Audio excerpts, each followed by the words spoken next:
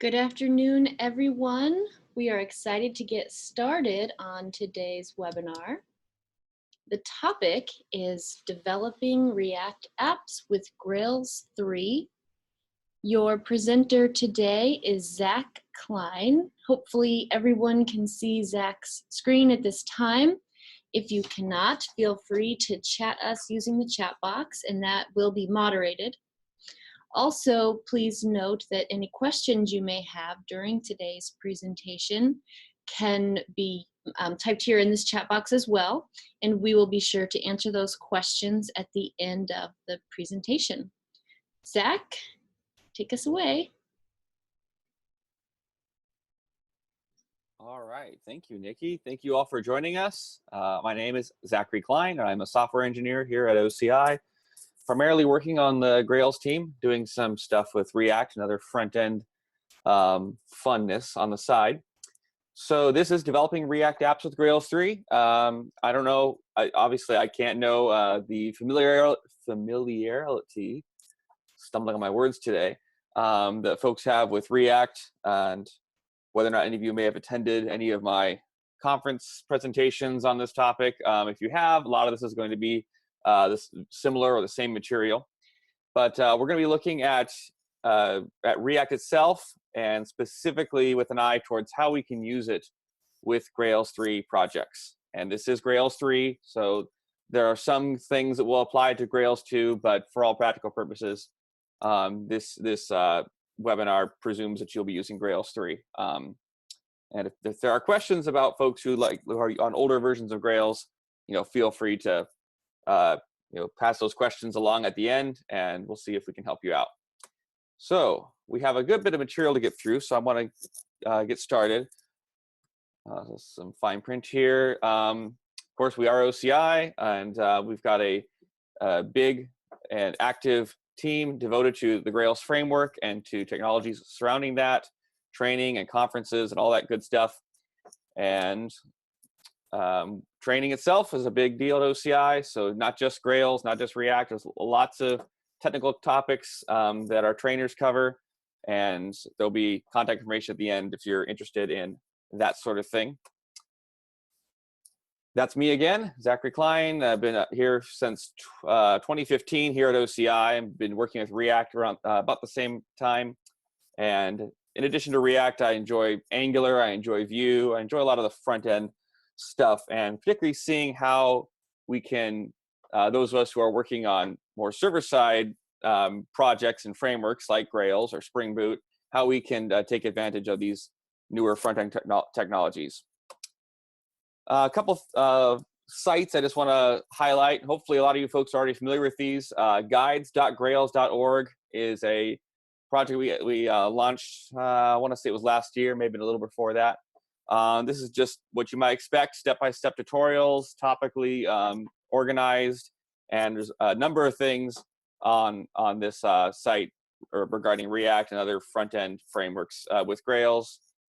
Each guide includes a starting project, a completed project, so you work from the starting project, and hopefully your end result is the same as the completed example, but if not, that's there for you to compare and learn from. In addition, we have the Grails application forge. Both these sites have had a slight reskin, so these screenshots aren't quite up to date, but start.grails.org, that is the place to go if you're interested in getting started with Grails. No need to download a distribution, no need to set any environment variables or install any CLI stuff. You can go to start.grails.org, customize your application, your project rather, and download a zip file. You can even do it from the command line using a simple API, which is illustrated here. And of course, if you go to start.grails.org, you will see all the options you have available to you. This is definitely the way we like to start new Grails projects, and the way we recommend, especially if you're interested in Grails 3 and you haven't quite had a chance to play around with it yet. We'll actually be using the application forge in at least one, if not two, of the demos that we're doing today. So what are we going to learn about in this course? So we are going to have an overview of React itself, and hopefully that's going to be appropriate for everyone. If there's any React experts here, you may find this a review, but nonetheless, I think it's useful since a lot of folks still are new to React, hasn't been around for that long yet. So we're going to have an overview of the library rather, and it's not going to be very in depth just because of time, but it'll be enough for us to all follow along with the remainder of the material. And what we're going to really zero in on is how we can use React with Grails projects. When I was first learning React, I thought it was cool, but as a back-end developer who've been working with Grails for years, it was a little unclear to me how React and really any of these front-end, often Node.js-based frameworks, how they play with a framework like Grails, or if they even played at all. And it turns out they do, and they play quite well, and that's what we're going to look at.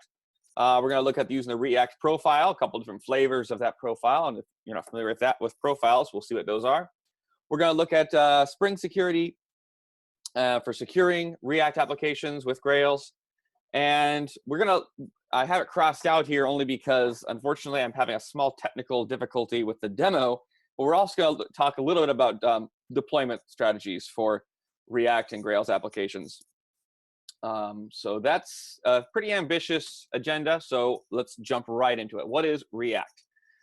So at its basic level, React is a library. Of course, it's a open source JavaScript library from Facebook, and it has one purpose and one purpose only, and that is to render a user interface. React itself doesn't really even care if the user interface is in the web. It's not really its concern. It's just a way. It's an API for expressing your user interface based on some given data. And of course, since we are talking about web applications, we want that UI to end up in the browser. And so if you're using React in the web at all, you will have to use two libraries. You will need React itself, and you will need something like React DOM. And there's other renderers for React. So React DOM renders, obviously, to the DOM, to the browser. But there's other, you can render to native platforms like iOS and Android with React Native. You can render to VR, virtual reality, whatever the term is for that, canvases, I suppose. With React VR. So there's lots of options. You can render into memory for running tests. It's a very handy way of testing React components, is to render them into memory. So React itself is not so much concerned with where the UI is going. It's just going to give you an API for expressing what your UI should look like. So I want to look at, this is obviously a very simple hello world example. And we import the React library, we import React DOM, and then the very basic, if you want to put anything on a web page, you need to call React DOM.render. There's a couple of permutations of that method, but at some point you've got to tell it that you want to render some React to your page. And the render method takes two arguments. It takes the content to be rendered, which in this case is a couple of h1 tags with a hello world string, and it takes the DOM element that you're going to render to. Now, this is important because this will often, if you're writing a React app, this will be the only place where you see something like document.getElementById. Normally, typically, when you're writing a React application, you will very rarely, if ever, have to interact with the actual browser DOM. So you won't be calling document, you won't be calling window. You will be working entirely within React's own. It's actually they call it a virtual DOM, but for all practical purposes, you're writing within an enclosed space that React is interested in, and that enclosed space could represent an entire web page. It could represent a small component on a web page, but you're not going to be interacting directly with the DOM. So that's if you're used to using some of the older JavaScript UI libraries like jQuery, where you're using selectors and you're grabbing elements off the DOM, you're going to have to break from that way of thinking to use React, because you're not going to be playing with the DOM much at all, other than telling React DOM where to start rendering.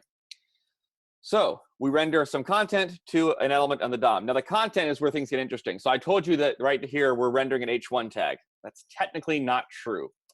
Let me look at a little more complicated example, and then I'll explain what's going on here.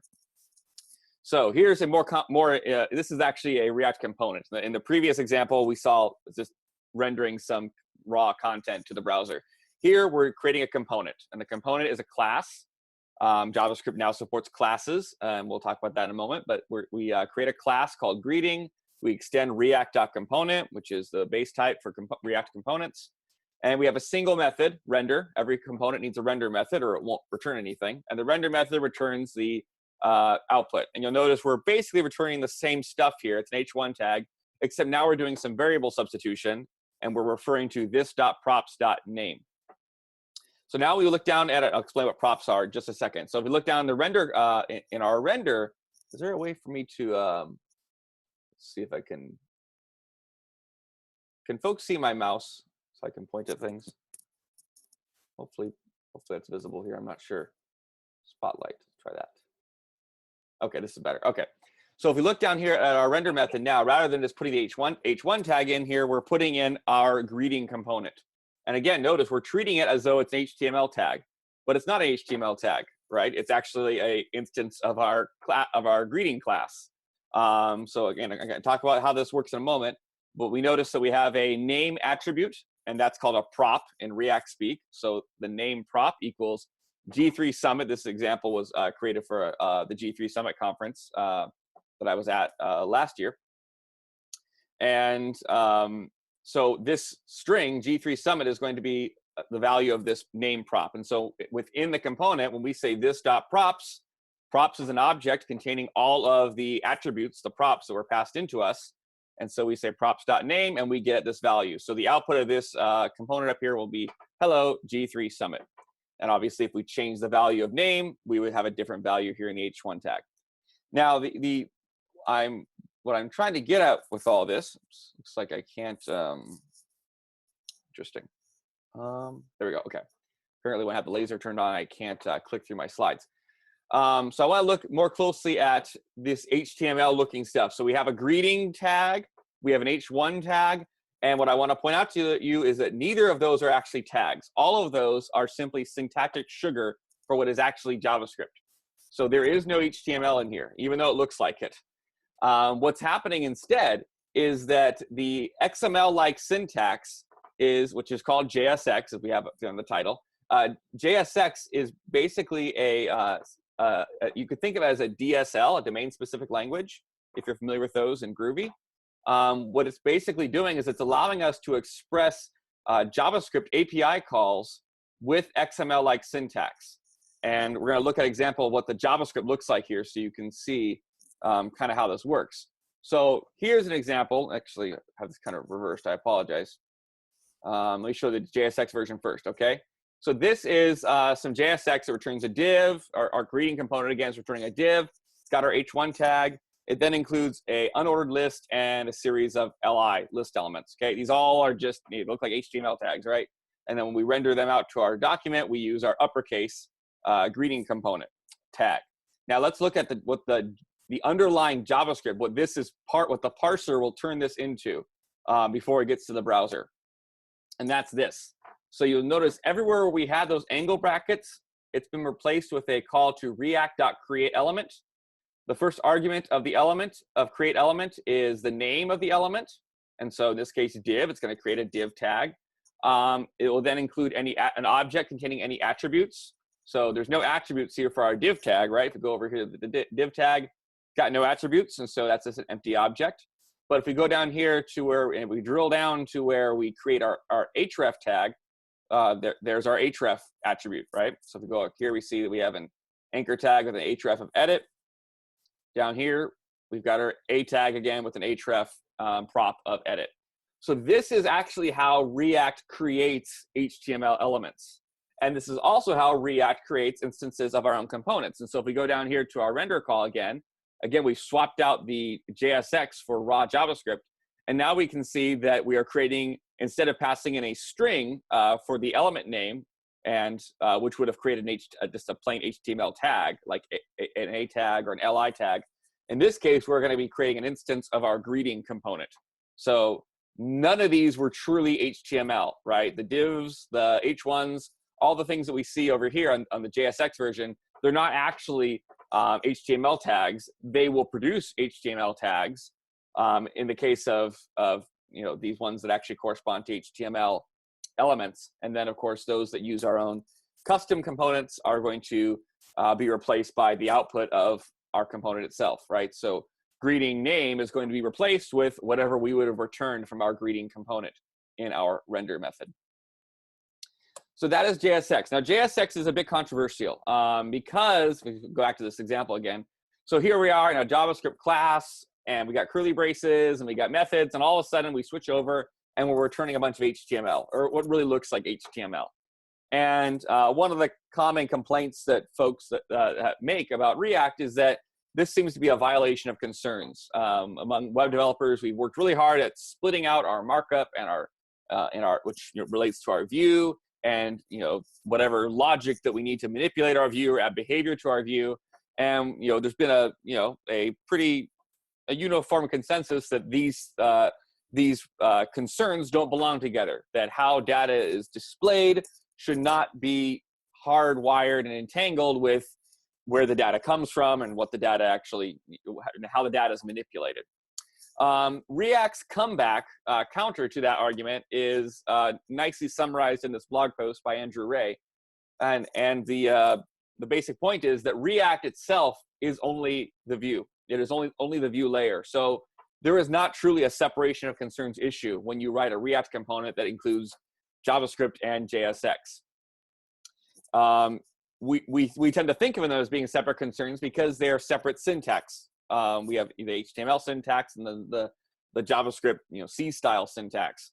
However, separation of concerns in principle is not actually about separation of syntax. It's about separation of concerns. And React's point is that they are all about rendering views. And so even though there's some JavaScript in there, the JavaScript is only concerned with how do we render a view? Do we render this part of the view? Do we hide this part of the view? Whatever logic is in a React component is all or should all be view concerned. And so even though the HTML portion is what's used to actually spit out something onto the web page or onto the target, the rendering target, all of the code in a React component should be concerned with the view. And if it's not, then you may be using the wrong tool for the job. And that's something else that's worth pointing out. React is not a framework.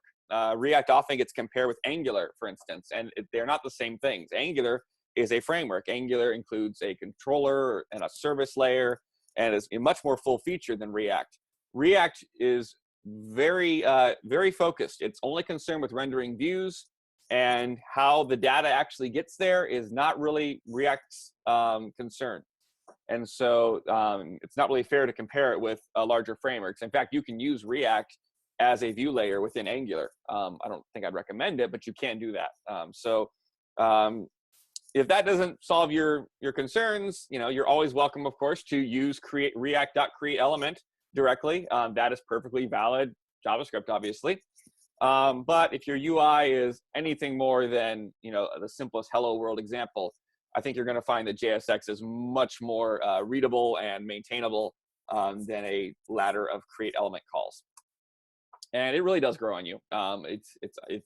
It was jarring for me originally, but I've come to really like JSX. But I'm not here to advocate one way or the other. That's just the way it works. JSX. Okay, so just a couple examples of what's possible in JSX. There's not time for us to go into detail about React, obviously. But if you're familiar, if you've done Grails and you're familiar with GSP pages, then you'll probably find that a lot of the JSX semantics are not that different. Obviously, it looks like HTML, so you have HTML-like syntax. There are a couple of differences which do kind of show you that this is not truly HTML. For instance, the HTML class attribute.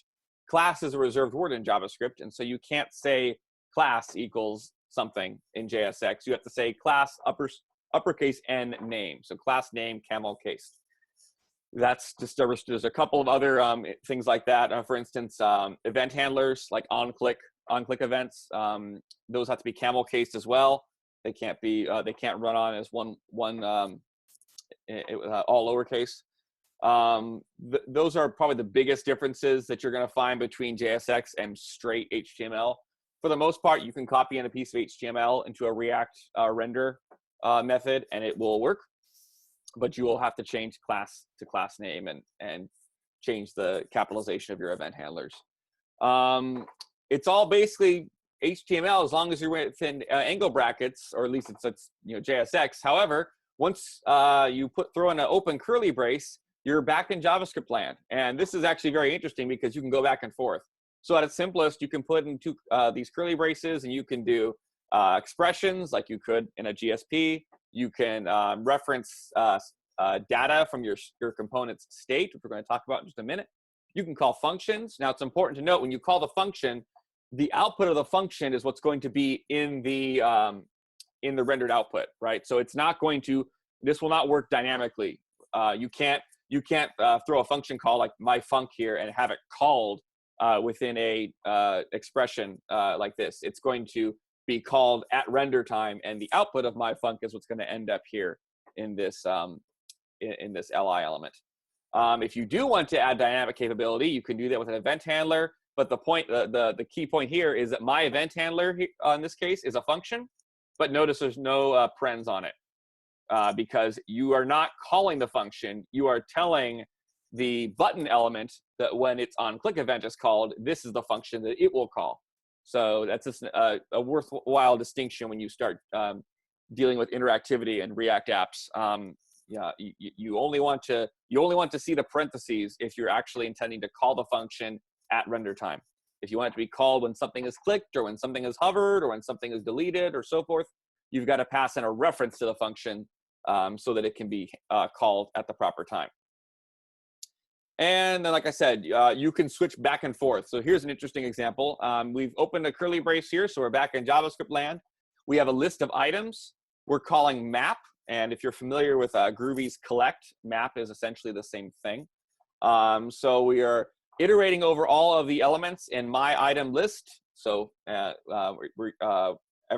every item in there, we're going to take that item, which is the argument here. This is, if you're not familiar with this is a sort of a lambda expression called an arrow function. It's very similar to a closure. So pretend, if you're familiar with Groovy, pretend we're looking at a dot collect statement here, and this item and the arrow here is a closure. And it really is a closure, actually. It functions exactly like a Groovy closure programmatically. So we iterate over all the items, and for every item, we're going to call this closure, this arrow function. And all we're going to do is we're going to return another li element with that item interpolated there. So we've gone into JavaScript. We've gone from JSX into JavaScript to do a map, and then we're returning JSX. And then within the JSX, we go back into JavaScript to render out the item here in this this expression. So you can switch back and forth, and you don't really, when you're writing it, you don't think of it as switching.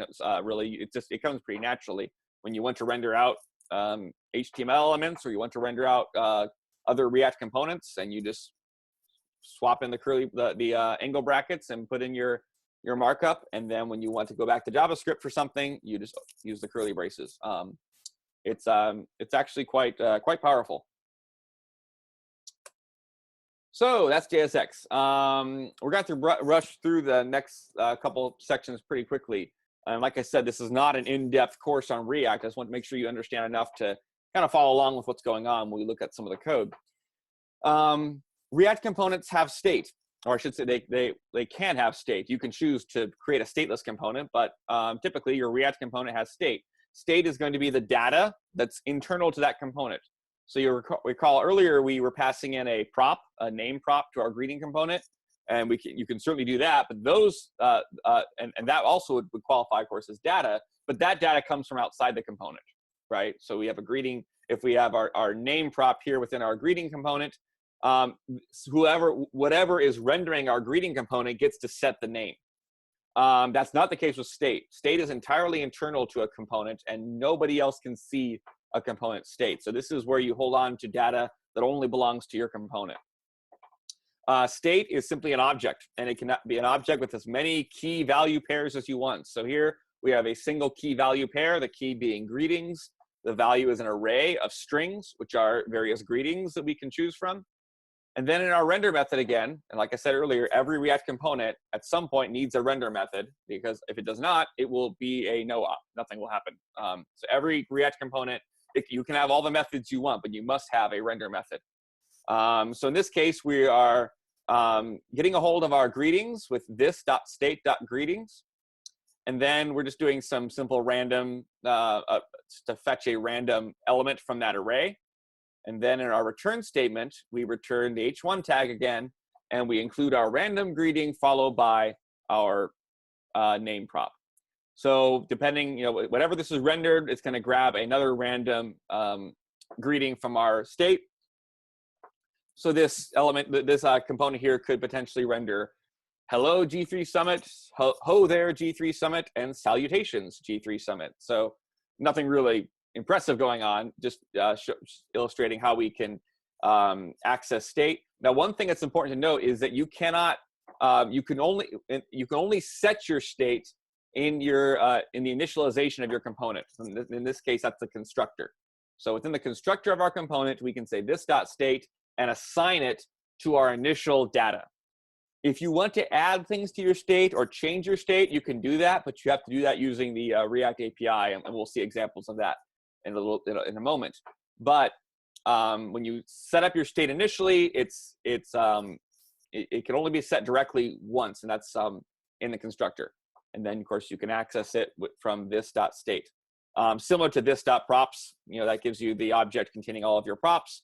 This.state returns your state object.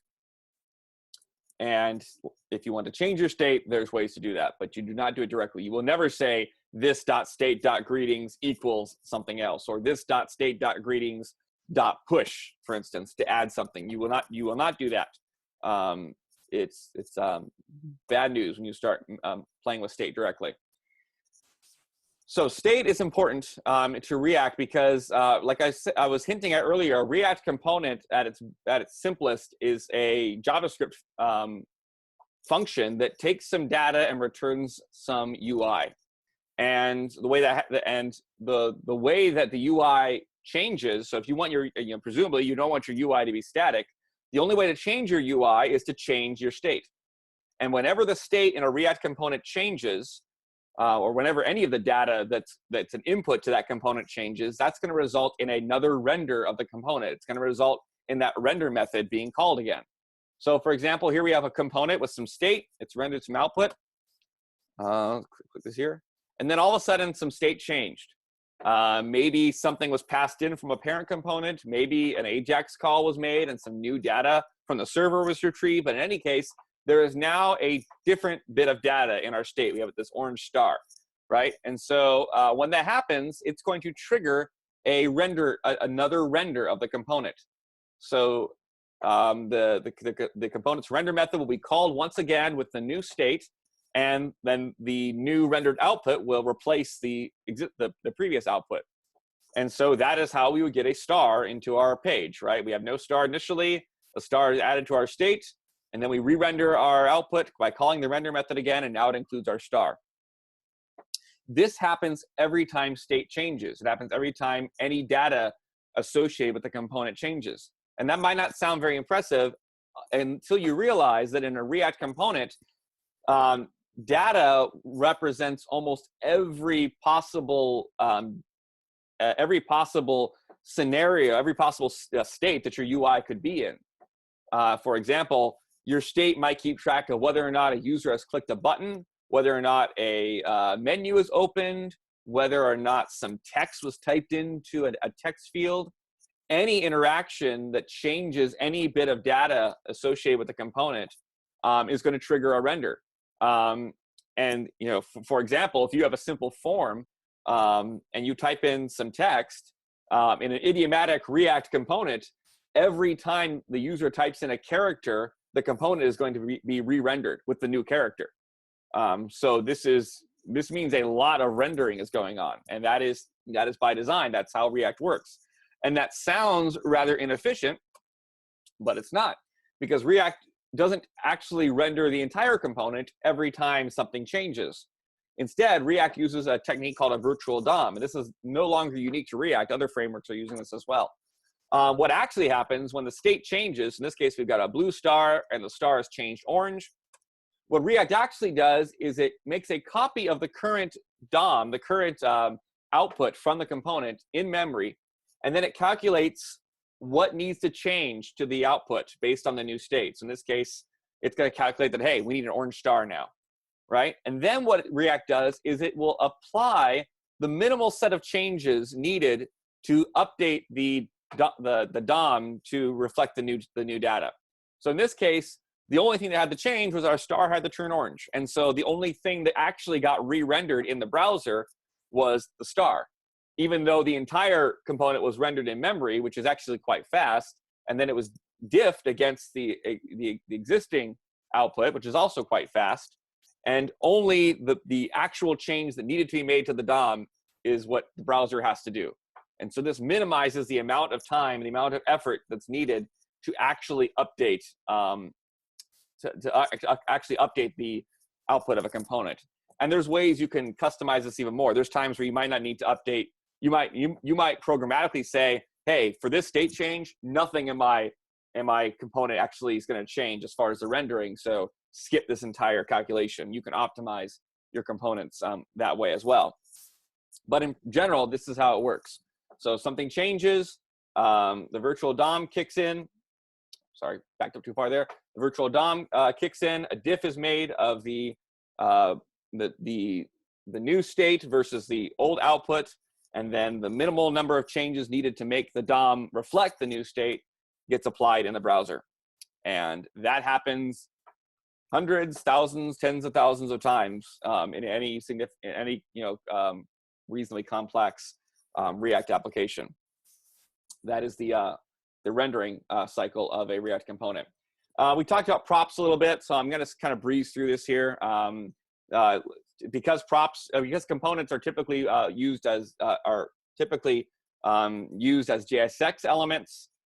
You can use the curly brace substitutions to pass in props. So you can pass in functions, you can pass in expressions, you can pass in literal values, all that good stuff. And again, props also will trigger a rendering cycle with the exact same semantics that I talked about earlier with state. So props or state, external data or internal data, when either of them changes, it triggers a render of the component. And the last thing I was going to just touch on is that this applies across your entire React application. So typically, you're going to have one top-level React component, and it's going to be made of multiple children components, and they'll be arranged in some sort of a tree.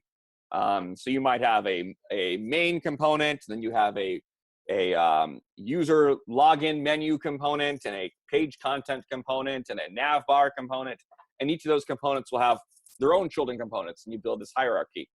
And the only point of this next couple slides is that when data changes and a component higher up in the tree is re-rendered, it's going to end up rendering all of the affected child components. And affected means something in the new rendered output changed the data of a child component. Now, it's smart. It's not going to re-render the entire app every time something changes. It's going to figure out which components actually were affected by whatever piece of data changed. And so if for instance, your top level, you have a component that passes a prop down to a couple of children components, if that piece of data changes, it's going to cause those children to be re-rendered as well. Again, this is all done via the virtual DOM. It is all quite performant. React is plenty fast and only getting faster. But that is the life cycle of React components. And there's programmatic ways where you can kind of hack into that and change the behavior or add your own behavior at different points along that cycle. But that is how React components work. They are basically JavaScript functions with some inputs, some internal data, and whenever their data changes, they re-render themselves. They will call their own render method and potentially call render methods of children components until the whole UI finally reflects the new data. That was very whirlwind, so I apologize that I went too fast for some. But there are plenty of excellent resources out there for learning React, and so that's not the purpose of this webinar. There's a lot of associated libraries around React that are often used together with it. Main thing I want to point out here, I'm not going to walk through what these all are, but it's worth noting that if you want to learn React, learn React. Don't get confused by trying to learn Flux or Redux or any of these other accompanying frameworks. Focus on React. React works great on its own, and you can build reasonable applications with it. And once you understand React itself, you'll have a much easier time seeing the pain points that these other libraries try to help you with. And so don't try to learn everything at once. You will contract JavaScript fatigue very quickly. All right. These slides will be available later, obviously, and so you can check these links out later. Just some resources for learning React and doing cool stuff with React. Build tooling. I'm going to kind of skim over this. We should all know, hopefully, that React is part of the Node or NPM ecosystem, and so it's typically installed with NPM and most oftenly used with Node.js-based applications. So there's a bunch of tooling associated with that. Most important ones for us are going to be things like Webpack and Babel. So I'm not going to spend time on that. I'm not going to spend too much time here either, because I hope that the fact that you're on this webinar means you already have some idea of why you might want to use React and Grails. But just to say it briefly, Grails makes a great RESTful backend for single-page applications of any flavor, React or otherwise. And there's a lot of really, really powerful features, and it's specifically a couple ones that are a bit newer. Things like JSON views, which make it extremely easy to customize and create really expressive JSON endpoints, and let you have real fine-grained control over what your data looks like. Support for hypermedia formats like HAL JSON or JSON API. And what I really am excited about these days is GraphQL, which is catching on. It's kind of an alternative to traditional RESTful APIs. And if you play with GraphQL at all, you know what I'm talking about. And the cool thing about Grails and about Gorm specifically is that you can create a GraphQL API with literally just a single property in a domain class. And it will build out an entire spec-compliant GraphQL server with a demo browser, and it's pretty impressive. Check out guides.grails.org. There's a guide on GraphQL with Grails, and there will be another webinar in the coming months on that topic as well. So check that out. So approaches for using React with Grails, and I apologize that this has gone on long. I will do my best to explain this thoroughly, but we will have to press on pretty quickly. There's 3 basic ways for using React with Grails that I found, and these approaches will apply whether or not React is your topic. Angular, Vue, any of these modern kind of semi-standalone JavaScript frameworks will kind of fit into this next section. The asset pipeline. The asset pipeline is the traditional way of handling static assets, JavaScript and so forth in Grails. Has been since the late 2 releases, I believe 2.4 is when it became standard. Very powerful plugin, very performant. And if you've been working with Grails for a while, you probably already know it. And so there's good community support for it. And it just does a really good job. There is no technical shortcoming to using the asset pipeline. It does all the stuff that the newer build tools offer, and in some cases does even more. And there are a number of plugins available for the asset pipeline. This is from assetpipeline.com, asset-pipeline.com. Check that out if you would like more information on the plugins and such that are available.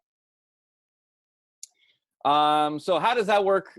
This is not specific to React. Just how does the asset pipeline work if you want to serve up a modern JavaScript application? It's actually fairly simple. So if you have an asset pipeline, if you have the asset pipeline in your Grails project, which you do by default, you will have a Grails-app assets directory, and whatever JavaScript assets you want, be it a jQuery or be it an Angular or React app, just goes in that directory, and it will be made available to your GSP pages. It's actually fairly simple. Let's see if I can break for a real. I'm not gonna build this out. I'm just gonna show you kind of what it looks like. So hopefully everyone can see my IDE here. This is some of the sample code that will be made available afterwards. I have here a pretty typical Grails application. I'm gonna zoom in here. Hopefully this is all visible. Nikki, if people are having problems, unmute, let me know. Hopefully everyone can see what I'm showing here. So All good. All right, great. So we've got a standard Grails asset pipeline set up here, but you'll notice that within that, we've got a couple of different, differently named files than normal. and that's these .jsx, .es6 files. And the file extensions are how Asset Pipeline determines the type of asset it's dealing with. And because we are both using JSX and we are using ES6, which is the latest version of JavaScript, we have to have double file extensions to use the Asset Pipeline. Let me go ahead and open this one right here. So you remember we were looking at that React DOM statement earlier. Here it is. This is basically what we were looking at on that slide, and I'm not going to have time to go through the actual React code, but you can see this is basically how it works. You import the libraries. You will have to get these libraries installed, and this demo application here demonstrates how to do that. So you will need to have React, the actual React library and its dependencies installed, and those are here under assets/vendor. A lot of stuff in there actually.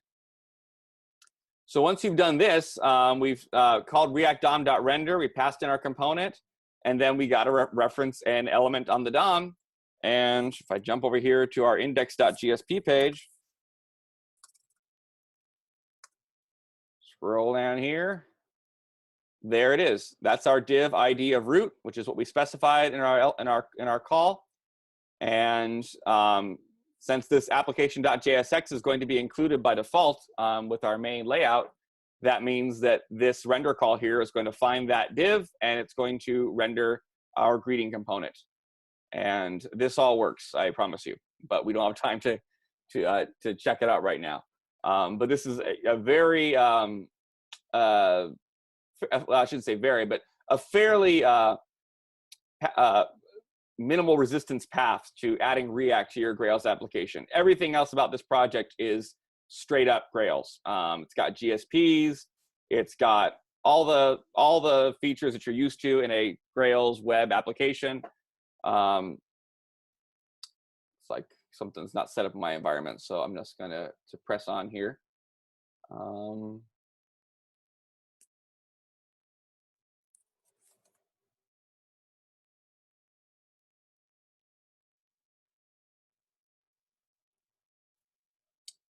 Apparently my Java environment got knocked off. Sorry about that.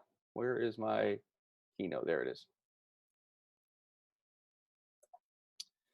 Okay, that was Asset Pipeline. So Asset Pipeline, you're probably already using it, and all you have to do you start using with React is to install, oh, I'm sorry, I should have showed you that. You have to install the JSX plugin, and you do that like you do all plugins these days in Grails, in your build.gradle file. Scrolling down here and highlight it. So you'll see that I've added the JSX Asset Pipeline plugin, that the same version that goes with the current version of the Asset Pipeline that we're using in this project. Add that plugin to your project. There's a little bit of config that you don't even need necessarily, just optimizes some things.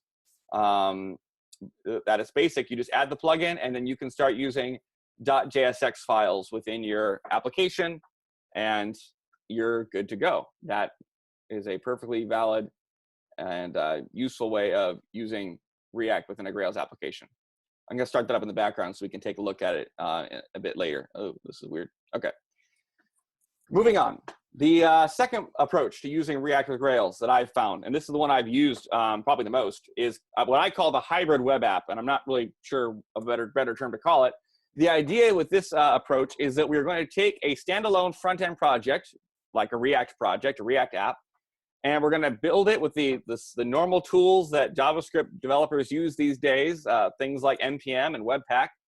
We're going to basically build the JavaScript app just as it would be built on its own, but we're going to merge that application within the Grails project structure, and I'll show you what that looks like in just a second here. This is actually a pretty flexible choice, because it lets you have, so if you looked at the JSX Asset Pipeline example that we were just looking at, it works, but it's kind of unique. You would not normally name your files .jsx.es6, and you would not normally write a React app within a Grails-app assets directory. And so it can be a little confusing if you're following along with community documentation, or maybe you have front-end developers on your team. It's a kind of an unusual way of laying out a project. And so with the hybrid web app approach, the front-end project is pretty much in its own box, and it's built and processed just the way that you would typically do in a standalone project. And these days that usually means npm and webpack. In the old days, it might have meant using things like grunt and gulp. But regardless, it's being built with JavaScript tooling, and it is then being served to the GSP page from the asset pipeline. And I'm going to skip over this here. Webpack is the tool that does the JavaScript side of the processing. Webpack actually, if you're just interested as what it is, it really is a competitor to the asset pipeline. It does what the asset pipeline does, but it does it in a native JavaScript fashion, and it's much more prevalent in the Node.js and front-end developer space. So how does this look? So instead of having a bunch of JavaScript files within a Grails app assets directory, we instead have a standalone web app directory, and I like to put it here in source main web app, but you can put it almost anywhere, just somewhere within your project structure that makes sense. And this is just a standalone React app. It has no direct connection to Grails. The only connection is that Webpack, which is sort of the asset pipeline of the front end, is going to process the React app, and it's going to push the result into the asset pipeline. And then you're going to load the results, the resulting JavaScript on the page, just like you load any other piece of JavaScript using the asset pipeline today. But of course, the JavaScript you're going to be loading is going to be your React application. And so, as a practical example, if you were going to write your entire app in React, or your entire front end rather in React, you would have a GSP page that would be a blank page, effectively, with the single div for you to render your app onto. And the asset pipeline would bundle up would take the output from Webpack, and it would load that onto the GSP page. And then when the page is loaded in the browser, that JavaScript will be executed, and the React app will be rendered onto the GSP page. That's pretty much all there is to it. Now, because this is a hybrid, you could potentially, and this is if you're interested in just kind of playing with React or using React for part of an app, you could have a full GSP page with only a sub portion of it being rendered by React, right? You might have a monitoring widget or something that does some independent, Ajax call or whatever. It doesn't actually need to be done within the GSP page. You could write that in React and then render that into your nav bar or wherever.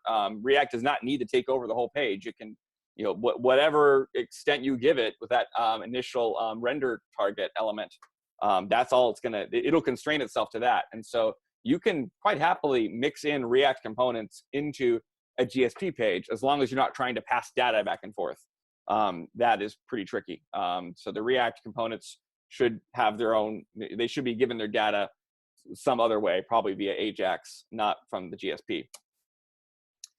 I'm going to skip through this next section here, but I'm about to show you a profile. And so this is just a couple slides on how profiles work, but hopefully we're all familiar with that. And that's not the purpose of this webinar. So there's a profile for this exact approach. It's called the React-Webpack profile. It does everything for you. In fact, the demo that I was going to show you is basically, I think I got to skip through it. The demo that I would show is going to be the result of running the command here on the slide. Grails create app dash profile React-Webpack. If you have Grails, the latest version of Grails installed, 3.3.2, I believe, or I think 3.3.1 would work as well. If you were to go ahead and run that command, you would get my demo, because that's all it is. It's a Grails application with a React app built into it, and the entire index page is rendered from React. So it's a GSP page, but if you look at the GSP page, there's no real markup on it. Let me go ahead and I'm gonna go ahead and just create this real fast. So I have Grails installed here. So I'm going to go ahead and type in Grails create app, my React app. I'm going to use the profile flag. Profile is React-Webpack, and that's important because we're using there is a plain React profile we're going to talk about in a moment, but this is using Webpack in conjunction with the asset pipeline, and so it is its own thing. So if I cd here into my React app,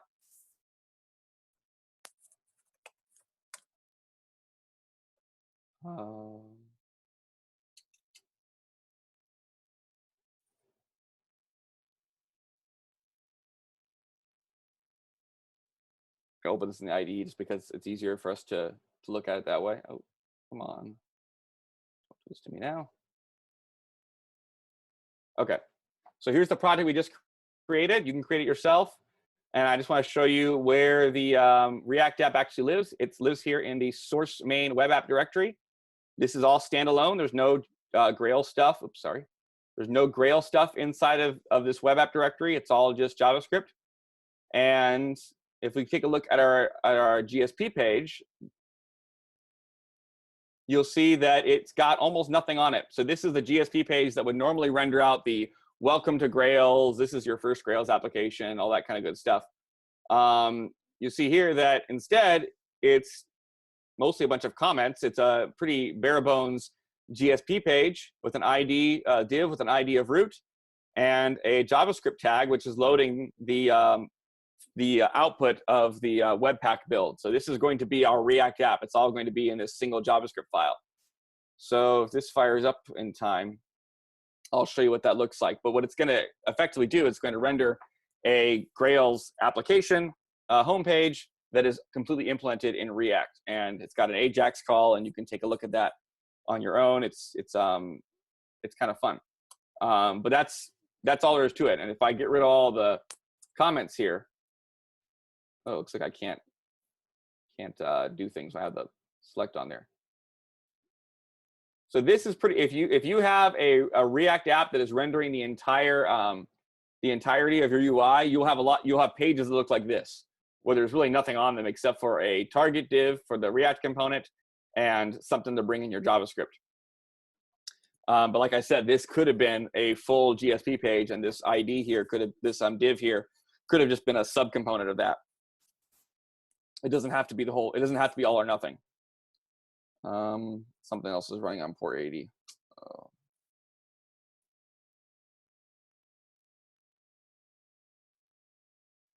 I don't even know what.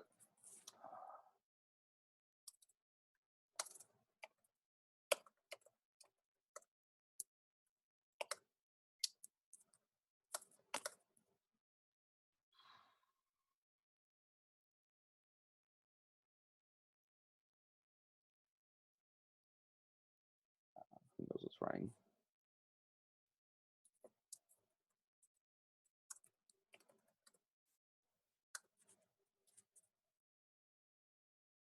All right, well, it's going to press on. I apologize, but there really isn't time with the material I have to go through the demo. And like I said, it's not actually anything that you can't take a look at yourself.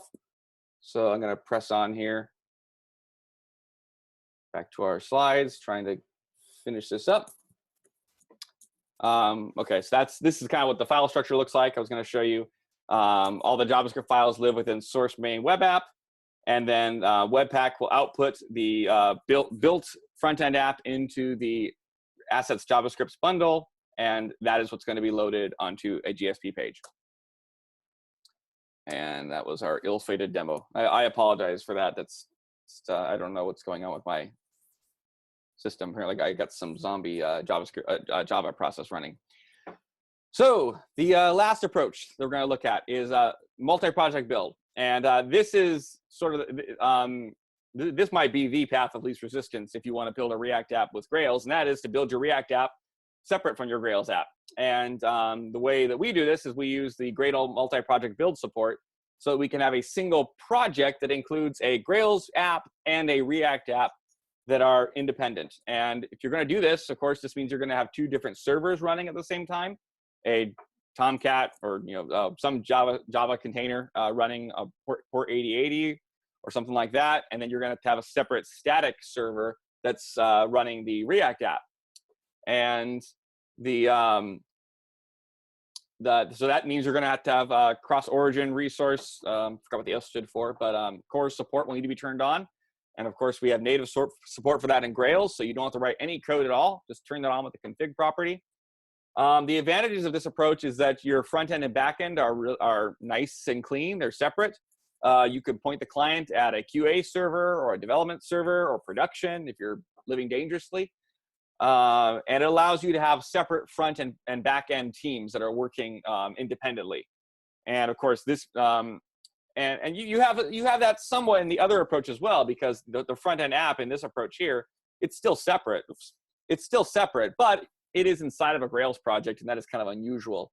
And if you might want to have these things in separate version control repositories and so forth. So the multi-project build support, the multi-project approach is definitely the cleanest of these. It has really very little custom wiring you have to do to make it all work.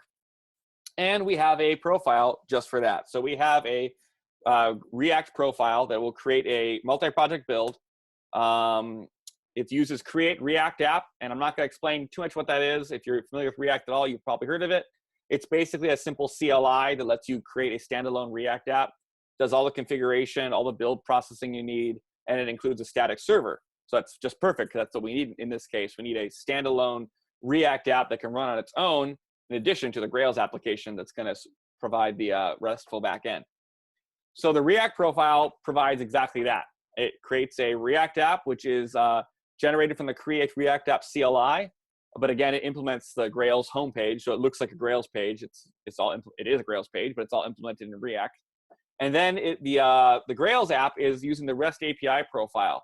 The REST API profile means you get features like JSON views by default, and it means that you don't have things like GSP views by default. So there's no HTML based there's no HTML layer. It's all just serving stuff over a RESTful API. And so it's designed for this kind of use case where you want to have an application that is essentially a back end for a client project such as React or Angular. So this is an overview of what that kind of looks like. So the JavaScript and Grails apps are completely separate. They only interact via REST calls. They do live in the same Gradle multi-project build. So there's a server and a client. That's the default names. There's a profile just like this for Angular. There's a profile just like this for Vue. So we've got 3 profiles actually that give you this kind of approach, and they all have basically the same features. The JavaScript app it's not just the stock CLI thing you could generate yourself. It is a re-implementation of the Grails look and feel, but it's all done natively using, in this case, using React. So it's just the project structure. Let's see if we can look at what this one looks like. Going to get to the bottom of what's actually running here.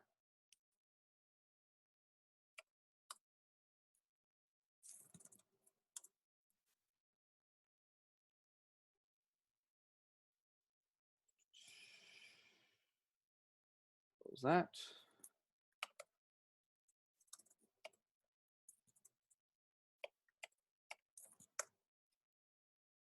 Okay, looks like everything's all shut down now. So I'm going to go ahead and I'm going to use the application forge this time because I really wanted to show that off. And this will be the last demo that I'll try to do because I know we're just about the end here. So let's go to start.grails.org. We create an app called My React App. We're going to go down here to profile and pick the React profile. And we'll just go ahead and generate the project. That'll give us a zip file. You can save. To grab that zip file here.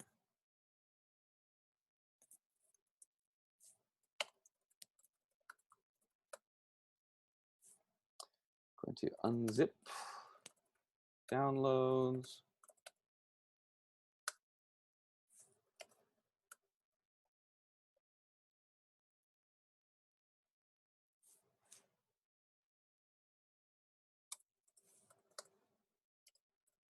All right.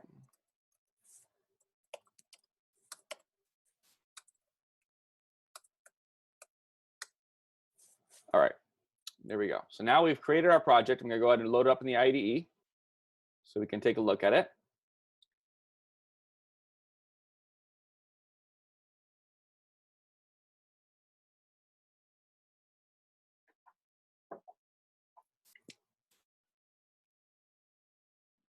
Should be up here shortly.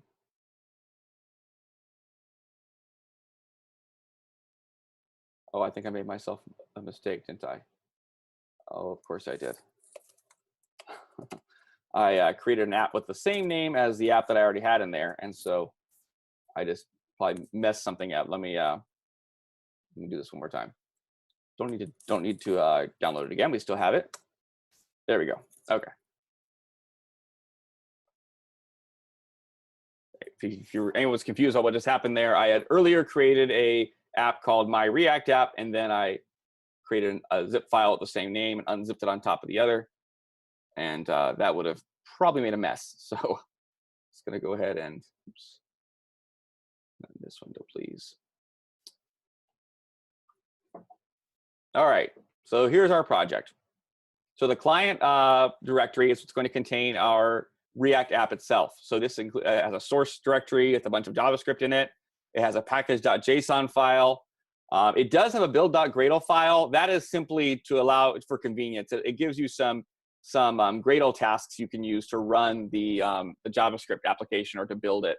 It's not really necessary. You can basically ignore it if you're not interested in it. But it lets you, if you're building this, for example, within a CI like in Jenkins, this will having a build.gradle file that kind of wraps the npm or yarn scripts that you might have in your project.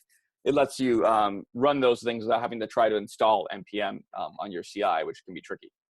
So I'm going to go ahead and fire up the server, which is a Grails application, REST API profile. So it's going to just have a JSON response. It's not going to have any index page or anything like that. While that's firing up, I'm going to go over here to my client project, go to the application folder, and run the start task. So now I'm running both. Now I could have run the React app with npm start or yarn start. I'm just doing it the Gradle way because that's more convenient for me. But you can pretty much pretend that Gradle and Java don't exist while you're inside of the React app. I'm just using the Gradle script to kind of wrap the JavaScript stuff for me. Okay, so we just fired up the localhost 8080. Here it is. Welcome to Grails. Obviously, this is all JSON. If I look at the raw output, that's it right there. So nothing too interesting there. We jump over here and see if our React app is finished loading yet. It's like it's getting there, not quite done. So we're gonna have two servers running, right? Localhost 8080 is the Grails app. And then once we get this thing built here, it should be loading in just a second. There it is. Localhost 3000 is the default port. And hopefully we should see something pretty here in a minute. Boom, there we go. So this is the homepage of the React profile. If you were to use the React Webpack profile, it would look effectively the same. It's a different approach, but the code is basically the same. Anyways, this is a React application. It does have a REST API, REST call back to the server to collect the data, which it would then populate in these menus, which are not showing up for some reason. I wonder if I'm on a, nah, I'm not quite sure what's going on there. But anyways, that is pretty much how that works. You can develop the React app and the Grails app independently. And if I open up the code here, take a look at, this is the React app itself. I've got a bunch of controls for the webinar that are blocking parts of my windows. That's making me a little slower.